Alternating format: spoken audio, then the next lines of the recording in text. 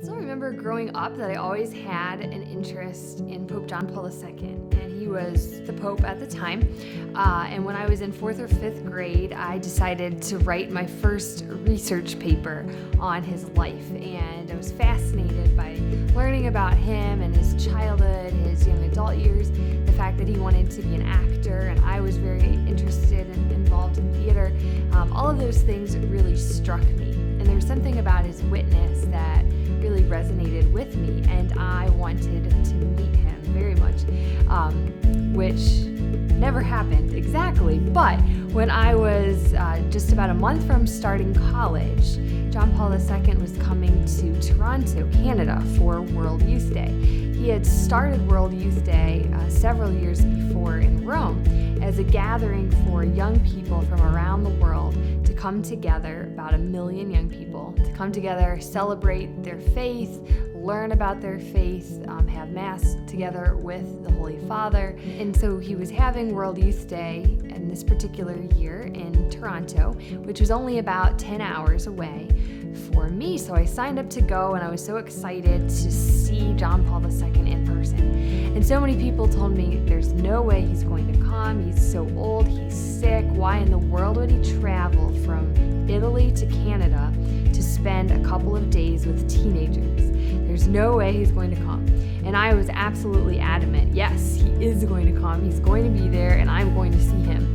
And sure enough, he did make the incredible sacrifice to travel. As ill as he was, he only actually died a few years later. He'd been very sick for a long time, but he still went on the plane, traveled there, and he makes 3 different appearances at a World Youth Day. So for this particular World Youth Day that I was blessed to attend, we wanted to be as close to John Paul II as possible for the opening ceremony, for his procession, if you will, up to the stage. So he was in a helicopter. The helicopter landed. He got on the Pope Mobile, and he was going to drive through the crowd. Well, someone in our group had the foresight to have all 70 of us line up along the fence for hours in the sun. It might not seem like it gets hot in Canada, but it actually was a pretty hot day. So we were outside for several hours just waiting for a glimpse of the Holy Father, and it ended up being the most incredible blessing to be right there, that John Paul II was only a few feet away from us.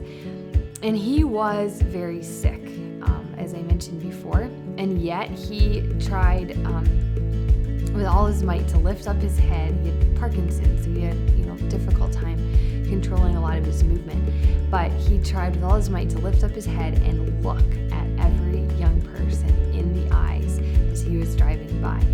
And it was the most incredible thing to experience him looking at us, and the love that was in his eyes, and the care and the concern that he had for me, for my brother who was there with me, for our friends, for all of these strangers from around the world who were there. And that moment I captured on film. I have a picture of it that is still on our bookshelf at home.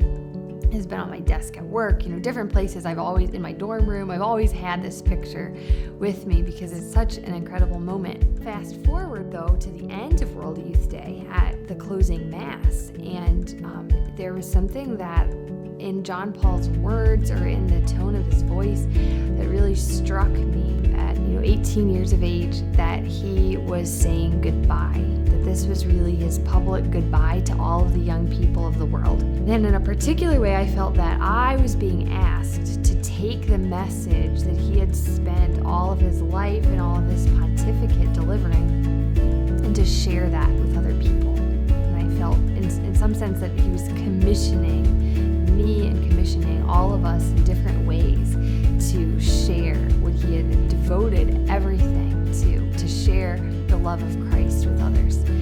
So when I went to college, I studied a lot of John Paul's works, read a lot of his documents, learned about theology of the body, wrote about that, read about that. When I graduated, I found other ways to continue learning and to continue sharing his life, his mission, his words. And now we come come to this program called To Be More. And this is really, I think, a fruit of that encounter that I had with St. John Paul II a few years before his death, and feeling so compelled to take his message and share it. And I hope that as you read these lessons, as you participate in this program, that you will come to see the incredible love that St. John Paul II had for Jesus Christ, and that he had for every member of the church and every person in the world to want to share that with them. And I hope that you continue to learn and to grow and to know that you too are called to be more.